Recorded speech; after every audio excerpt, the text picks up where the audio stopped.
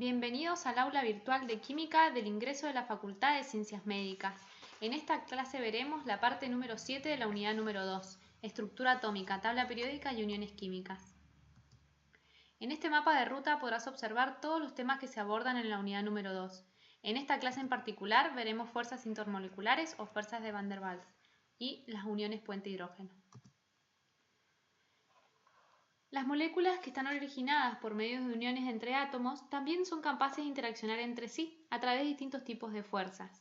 Las fuerzas o uniones intermoleculares que existen entre moléculas son responsables de muchas de las propiedades físicas de los diferentes compuestos, como por ejemplo el punto de ebullición, el punto de fusión, la solubilidad de muchas sustancias y la estructura de moléculas biológicas como son las proteínas.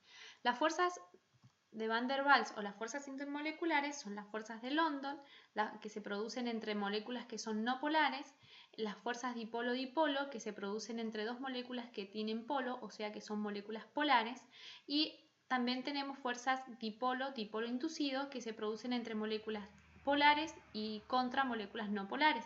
Y también tenemos por último una de las fuerzas más fuertes que tienen las fuerzas intermoleculares, que son las puente hidrógeno. Las fuerzas de London, que dijimos que se producen entre moléculas no polares, existe en su nube electrónica, si bien tiene una simetría, en el continuo movimiento de los electrones en esta nube hace que cualquier distorsión de esta genere un polo. Esta distorsión de la nube electrónica puede deberse por choques entre las mismas moléculas o con las paredes del recipiente que las contiene.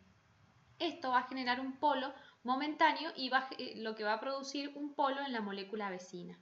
Se dice que la molécula se polariza, entonces, y cuando esto sucede, inmediatamente induce a la molécula vecina a que también se polarice.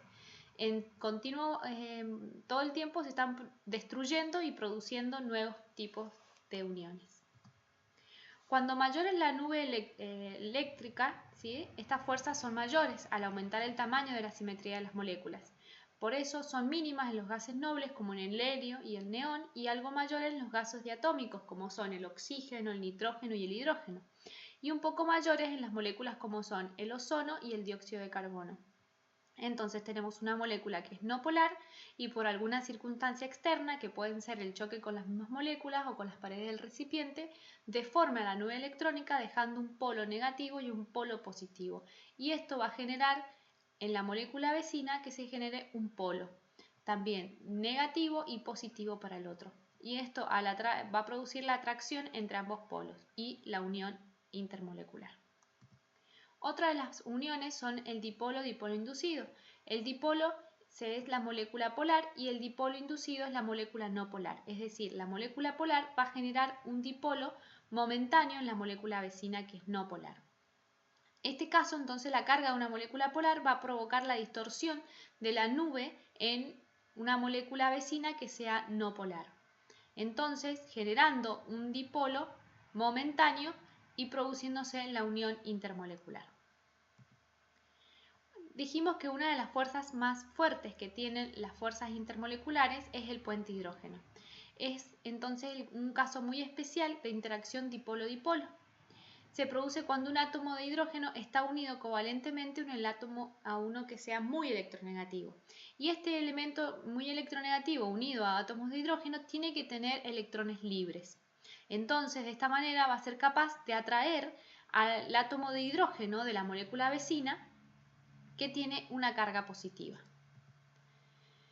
Las condiciones para el átomo central que puede generar este tipo de uniones con átomos de hidrógeno unidos y generar puente hidrógenos, este átomo central puede ser el oxígeno, el flúor o el nitrógeno.